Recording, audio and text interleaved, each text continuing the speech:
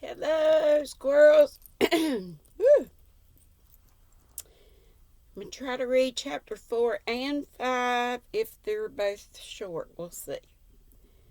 Chapter 4. When Jane and Elizabeth were alone, the former, who had been cautious in her praise of Mr. Bingley before, expressed to her sister just how much she admired him. "He is just what a young man ought to be," said she, "sensible, good-humoured, lively, and I never saw such happy manners, so much ease, and with such perfect good breeding." "He's also handsome," replied Elizabeth, "which a young man ought likewise to be, if he possibly can. His character is thereby complete. I which I was very much flattered by his asking me to dance a second time. I did not expect such a compliment. Did not you?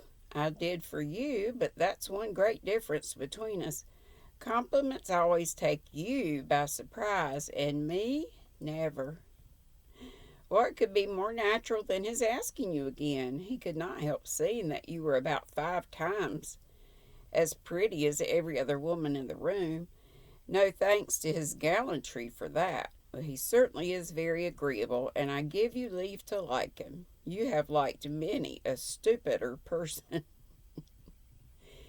"Dear Lizzie, oh, you are a great deal too apt, you know, to like people in general. You never see a fault in anybody. All the world are good and agreeable in your eyes. I never heard you speak ill of a human being in your life.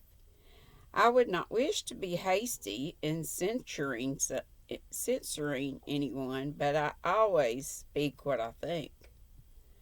I know you do, and it is that which makes the wonder, with your good sense, to be so honestly blind to the follies and nonsense of others. Affection of candor is common enough. One meets with it everywhere, but to be candid without ostentation or design, to take the good of everybody's character and make it still better and say nothing of the bad, belongs to you alone. And so you, like this man's sisters, too, do you? Their manners are not equal to his." "Certainly not at first, but they're very pleasing women, and you converse with them, and they're very pleasing women when you converse with them. Mr. Bingley is to live with her brother and keep his house, and I am much mistaken if we shall not find a very charming neighbor in her." Elizabeth listened in silence, but was not convinced. Their behavior at the assembly had not been calculated to please in general, and with much more quickness of observation and less pliancy of temper than her sister, and with a judgment too unassailed by any attention to herself, she was very little disposed to approve them. They were, in fact, very fine ladies, not deficient in good humour when they were pleased, nor in the power of making themselves agreeable when they chose it, but proud and conceited. They were rather handsome, had been educated in one of the first private seminaries in town, had a fortune of £20,000, were in the habit of spending more than they ought, and of associating with people of rank, and were therefore in every respect entitled to think well of themselves and meanly of others. They were of a respectable family in the north of England, a circumstance more deeply impressed on their memories than that their brother's fortune and their own had been acquired by trade. Whew. How wordy. Makes me out of breath trying to read it. Mr. Bingley inherited property to the amount of nearly £100,000 from his father, who had intended to purchase an estate, but did not live to do it. Mr. Bingley intended it likewise, and sometimes made choice of his county, but as he was now provided with a good house and the liberty of a manor, it was doubtful to many of those who best knew the easiness of his temper whether he might not spend the remainder of his days at Netherfield and leave the next generation to purchase. His sisters were anxious for his having an estate of his own, but though he was now only established as a tenant, Miss Bingley was by no means unwilling to preside at his table, nor was Mrs. Hurst, who had married a man of more fashion than fortune, less disposed to consider his house as her home when it suited her.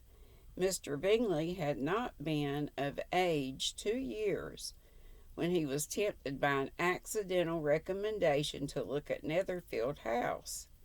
He did look at it and into it for half an hour, was pleased with the situation in the principal rooms, dry mouth, satisfied with what the owner said in its praise, and took it immediately. Between him and Darcy there was a very steady friendship in spite of great opposition of character. Bingley was endeared to Darcy by the easiness, openness, and docility of his temper, though no disposition could offer a greater contrast to his own, and though with his own he never appeared dissatisfied.